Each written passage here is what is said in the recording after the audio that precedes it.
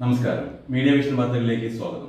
കനത്ത മഴയിൽ വീടിന്റെ പിൻവശത്തെ മതിൽ ഇടിഞ്ഞു വീണ് വീടിന് കേടുപാടുകൾ സംഭവിച്ചു. കിഴക്കൻ പേരാമ്പ്ര അബ്ദുള്ള ബൈത്തുൽ ബർക്കിയുടെ വീട്ടിലേക്കാണ് സമീപസ്ഥല ഉടമയുടെ ചെങ്കൽക്കെട്ട് ഇടിഞ്ഞു വീണത്.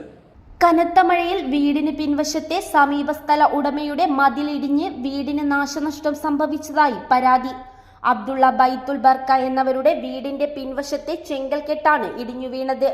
അടുത്ത സ്ഥലത്തിന്റെ ഉടമ ചെങ്കല്ലുകൊണ്ട് 3 മീറ്ററോളം ഉയരത്തിൽ അശാസ്ത്രീയമായ രീതിയിൽ കെട്ടിയതായിരുന്നു മതിലെന്ന് വീട്ടുടമ അബ്ദുള്ള പറഞ്ഞു. ഇന്നലത്തെ മഴയത്താണ് ഇത് സംഭവിച്ചത്. ഇന്നലത്തെ വൈകുന്നേരം മഴ പെയ്ത് മഴ ചൂരാൻ സമയത്ത് ഒരു ശബ്ദം കേട്ടാണ്.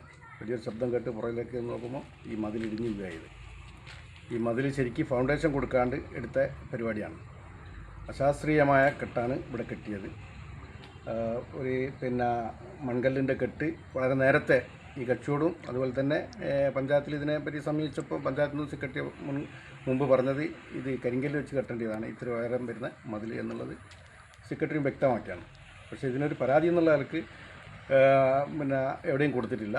എന്നാൽ ഇത് സംഭവിച്ചതിന് ശേഷം അവരുമായി പോലീസ് സ്റ്റേഷനിലും അതുപോലെ തന്നെ വില്ലേജ് ഓഫീസിലും ഇങ്ങനെ ഒരു സംഭവം ഇവിടെ ഉണ്ടായിട്ടുണ്ടെന്നുള്ള ഒരു അറിയിപ്പ് നമ്മളവിടെ കൊടുത്തിട്ടുണ്ട്.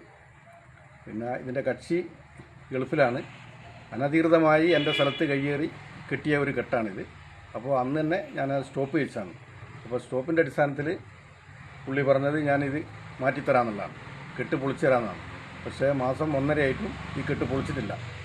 ഇങ്ങനെയാണ് ഈ കെട്ട് ഇന്നലെ മറിഞ്ഞു വീഴുന്നത്. ഈ കെട്ട് മറിഞ്ഞു വീണതോടുകൂടി പുറകിൽ കിടക്കുന്ന എൻ്റെ ടോയ്ലറ്റിൻ്റെ ഡോറ് അതുപോലെ തന്നെ അതിൻ്റെ ചുമര് മുകളിലോട്ട് കയറുന്ന ഒരു ഇരുമ്പിൻ്റെ കോണി അതൊക്കെ താറുമാറായിട്ടുണ്ട്.